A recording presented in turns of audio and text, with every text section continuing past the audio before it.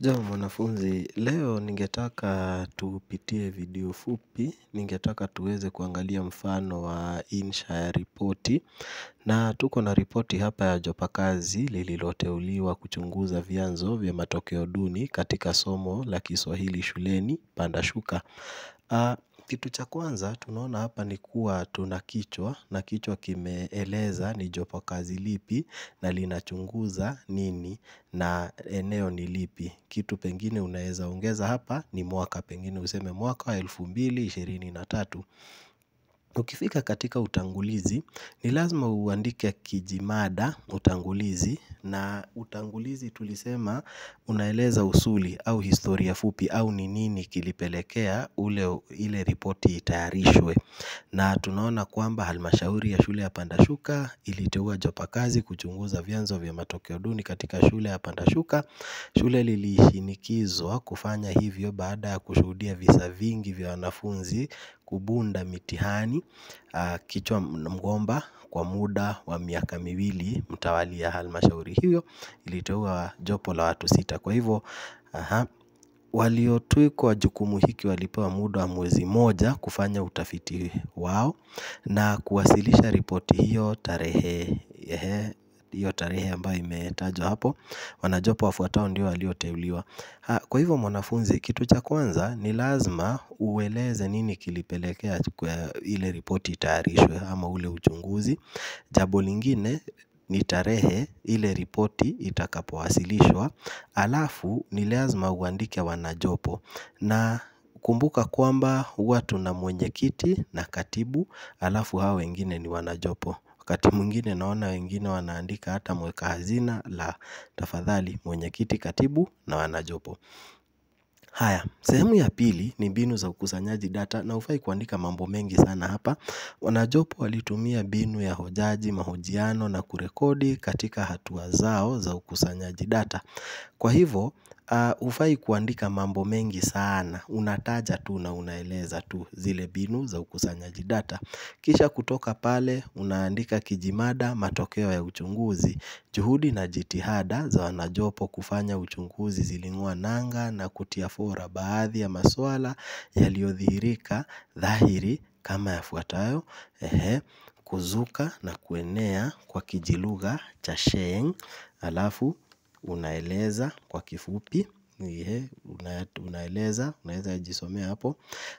Athari za lugha ya kwanza, pia anaeleza uhaba wa machapisho ya kutosha katika lugha ya Kiswahili.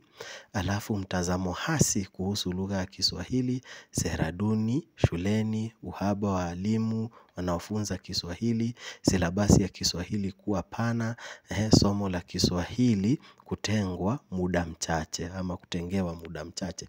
Kwa hivyo tunaona haya ndiyo maudhui ambayo yanapatikana katika swala hili, kwa sababu tulikuwa tumeulizwa nini kinapelekea matokeo duni katika lugha ya Kiswahili. Kwa hivyo ukihesabu unajua yatafika 8, kwa sababu katika insha yoyote maudhui yako lazima yawe ya 8. Na kwa sababu ya muda ambao pengine umetegwa, muda unaweza kuwa mfupi sana, ukitaja tafadhali usichukue muda mwingi sana kuandika aya ndefu ili kuelezea hoja yako. Sentensi zikifika 5, hiyo ni sawa. Haya, kisha ukitoka pale tumeona matokeo ya uchunguzi. Kitu kingine ambacho kinafaa kuwa pale ni hitimisho, na hitimisho unaeleza tu kwa kifupi kile ambacho umeandika pale katika ripoti yako. Maswala hayo yaliwekwa paruwanja na jopo lililoteuliwa kuwa vyanzo vikuu vya matokeo duni ya shule ya Pandashuka. Athari ya lugha ya Sheng, lugha ya kwanza, uhaba wa vitabu vya Kiswahili, uchache na mengineo. Kwa hivyo unaona tu amerejelea tu zile hoja ambazo ameandika pale katika matokeo ya uchunguzi. Kisha sehemu ya mwisho ni mapendekezo, na hapa unafaa kuorodhesha tu. Kwa sababu tena umetengewa muda mfupi sana pale, unafaa tu kutoa mapendekezo ya zile hoja ambazo umetoa pale juu. Kwa mfano, kwanza tuliona athari ya Sheng, wanajopo walipendekeza kuwa watahiniwa wahamasishwe kuhusu athari ya Sheng. Watakapobaini athari yake watakwepa matumizi ya kijilugha hicho kama waja. Pili, vipindi vingi vitengewe wanafunzi chini ya mwongozo wa mwalimu kuhusu matamshi bora. Alafu wanajopo waliona ni vyema maktaba ya shule ya Pandashuka kuongezewa vitabu vingi vya Kiswahili. Watahiniwa wapewe nasaha kuhusu umuhimu wa somo la Kiswahili katika masomo yao. Pawekwe sera madhubuti katika shule hiyo kulingana na lugha ya Kiswahili, yani lugha ya Kiswahili itengewe siku ya kuzungumzwa shuleni, kwa wanafunzi wakihusishwa katika mashindano ya uandishi wa insha. Tume ya kuajiri walimu iongezee idadi ya walimu waliohitimu kufunza somo hilo. Alafu mwisho, walimu washauriwe kutumia muda wao ipasavyo. Na kisha ukifika pale mwisho, kuna ripoti hitimisho, yani kuhitimisha tu ripoti hii imeandaliwa na wanafunzi wengi sana husahau hii sehemu. Ni vyema unaiweka pale mwishoni. Ripoti hii imeandaliwa na Bi Hekima, unapiga sahihi katibu na unaweka tarehe.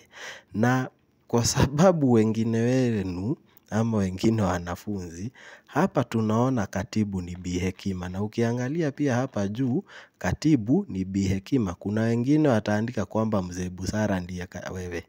Chunga sana. Yule ambayo ni katibu hapa ndiye unafaa kuandika jina lake hapa chini. Ni hayo tu mwanafunzi.